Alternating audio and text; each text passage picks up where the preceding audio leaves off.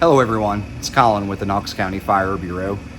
Today we're going to be sharing with you a presentation we made 4 or 5 years ago that was designed to educate homeowners that were moving from their current house to a new home, whether that be because of a change of life situation or the fact that they were just going to move from a larger house to something that was a little bit smaller, more easily managed, and they move everything that they have with them, which makes absolute sense. But inadvertently, even accidentally, we create situations then inside the home where, because of the amount of stuff, we have too many things in hallways, too many things on staircase treads, for instance, that creates trip hazards, fall hazards. These are dangers in our pathway to following our emergency escape plan and getting out of our home in a timely manner to our safe meeting place. These can also create issues for the fire department and for EMS when we call them to our home because of a life-threatening emergency. It could very well prevent their access. It could slow their access to us in that emergency, and that's when seconds count. We call this downsizing. In some cases, not to be confused with hoarding, as hoarding is a clinical determination.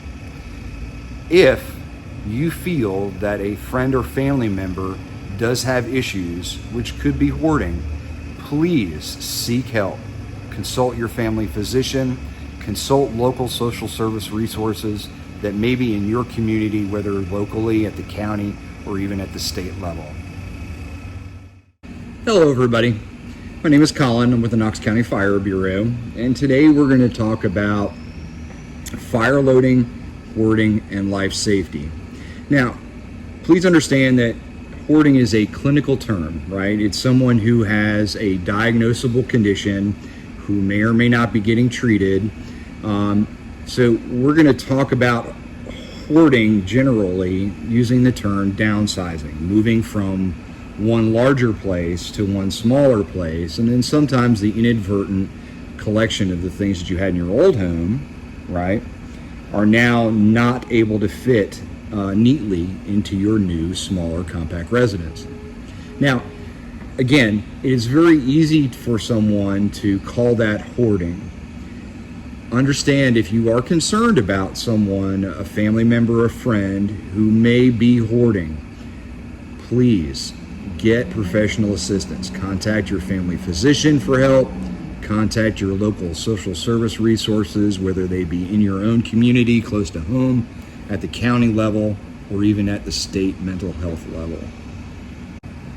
The first thing that we want to do is understand that there is a difference between hoarding and fire loading.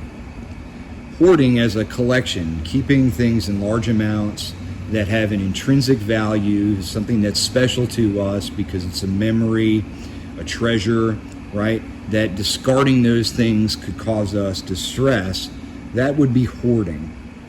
Fire loading is merely when you store within a building or in a home, within a room or compartment, something surrounded by 4 walls, that you overwhelm that space with storage of items to the point where a fire inside that room or compartment could be so dangerous as to cause an early failure of the walls, the ceiling, the floor. If the room is sprinklered with a fire sprinkler, perhaps, that the sprinkler system would not be able to control that fire, and then wind up escaping the room, causing larger damage and maybe even human life loss. So fire loading is a very dangerous thing. And we need to understand that fire loading does not necessarily just occur within homes, within buildings. It can be within motor vehicles. When we store excess paper and plastic and other things inside a vehicle, that vehicle fire is going to be that much more intense, that much larger. It will move that much faster. So please understand that in a tight compartment like a vehicle's passenger compartment, a fire could be extremely dangerous if there is additional fire load. Now, here in this particular case, we need to understand that there is a difference between clutter and hoarding. And Jerry Freed, a licensed social worker here in Knoxville, while working with us to put this presentation together, what he told us was that if your living spaces are so cluttered that you can't use them for the purpose for which they were intended, that is a serious situation.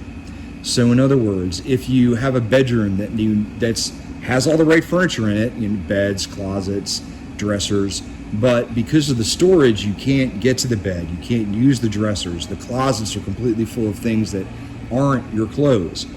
That is a serious situation, and it's a way for us to generally understand the difference between clutter and what could be something that may need to be referred to a medical professional. Now, hoarding just isn't something that's just jumbled together. It can be organized. And in this particular case, this is photographs of someone's collection. And sometimes people will refer to their things as their collection. These are organized, they are put in such a fashion as to continue to be able to use the room to showcase their items, and it's not so much chaotic. But in a lot of cases where those things are kept in a chaotic collection, much like the photographs here, this goes back to what Mr. Freed was saying, and that you cannot use the room for which it was designed. The kitchen in our lower photograph here, right? You can't use the kitchen the way that room is designed. This is an indication that you may have a serious issue. But understand that it's obvious to us to look at this photograph and say, okay, yeah, I can understand how this would be difficult for people to get out or to get in to help people in an emergency. But sometimes the clutter is actually outside the home. And even though it's outside, it can still prevent access in an emergency by first responders, fire department, ambulance, sheriff's office, local police department, who may be available on scene first to give you that necessary emergency intervention because of the things that are in the yard that prevent easy access to the home. So what are the dangers specifically in a room or a home that's heavily cluttered? Well, first of all, you could be trapped as the resident, as the occupant, in falling debris, in large piles and stacks that are not supported. Things can shift because we trip and fall, and then obviously we get caught up. In those piles, if we're not very careful, an unsanitary situation could lead to biohazardous materials decomposing, those decomposing materials giving off noxious smells that could be dangerous, right? The exposure to things that could be rotten that would have normally been discarded or kept in a refrigerator to prevent them from spoiling. And then with those things around, it inevitably will attract rodents and insects that could wind up biting us, transmitting diseases and things like that. These are all potential dangers to anyone in the home. But something that we don't really realize is that it complicates your ability to move within your home in case there were to be a fire emergency. In those cases where we would ask you to practice your home fire escape plan twice a year, the things stored in your home could be such that the pathways to exits are so narrow that in the dark, in the smoke, they're almost impassable. And imagine though, as in the picture here on the right with the lady who is sitting on the couch, imagine that we had to come to her based on a 911 phone call and take her to the hospital, put her on a cot. Could we get that cot through the front door to her so that we could give her the proper care and treatment that she needed? In these particular cases, this is also something that's going to prevent emergency rescuers from accessing you in your home. And that can be dangerous, especially when seconds count. Now, in these particular cases, let's go back to outside. Now, in extreme situations where we could have things piled up in front of doors, especially the front door, that prevents our access in a fire emergency, we may wind up having to find access through a different route, a route that's not necessarily the usual route. So this delays our response, delays our fire department's ability to extinguish the fire effectively in a timely manner. And it also prevents us from getting to you in that life safety emergency to get you out of the home and to a safe location. And in some cases where we can't now use the door that was normally there because of storage or things that have collapsed or shifted that now prevent the door from opening, we may even have to cut holes in your home in order to better access it. And then obviously on the other side of that, depending on what the fire loading scenario is there, we may have to deal with a very large fire in order to get to you in your emergency. All right, some important fire and life safety tips when we talk about moving from our old house to our new home. When you look at the things that you're collecting, the things that you're finding in attics that you take down and you open boxes and go, oh my gracious, I didn't think we even had those things anymore. All right. Ask your family and friends, maybe you were storing some things for a family member, maybe they want them back. Maybe these things were so old and so far gone in the past that maybe you don't need to keep them anymore. Do what you can to reduce the amount of things that you're bringing from your old house to your new one. Always work to keep the travel path throughout your home as wide as the door that you use to enter and exit your home. Keeping that pathway as wide as your front door ensures that when you do call 911 for help, that whether it be the fire department that arrives first, the sheriff's office, police department, or the ambulance, that we're going to be able to get to you from the front door with all the medical equipment, the ambulance cot, all those things that we need to make sure that we can get you the care that you need as swiftly as you need it. This also is going to help us make sure that we keep 3 feet worth of clearance around any portable heating device. And that's just to make sure that it doesn't come in direct contact with anything that's combustible, especially in cases where we're storing things that in a room could be considered a dangerous fire load.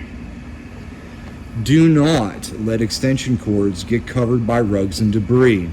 Remember, extension cords are not permanent wiring, it's only temporary. So never run them underneath rugs, underneath furniture, so that they might get sat on by the legs of chairs or couches, and then over time create a fire situation. Make sure that you can clearly visualize all the extension cords that you use and you're only using them on a temporary basis. And never overburden your electrical outlets. Use only the outlets that are available, and if you need more outlets in any one location, we would always stress to use a GFCI, a ground fault circuit interrupted protected circuit power strip that you plug into the wall and then leave the other outlet empty and using only the outlets that are available on the power strip. Now, it's easy to see from these two pictures that one scenario is pretty chaotic while the other one is quite organized.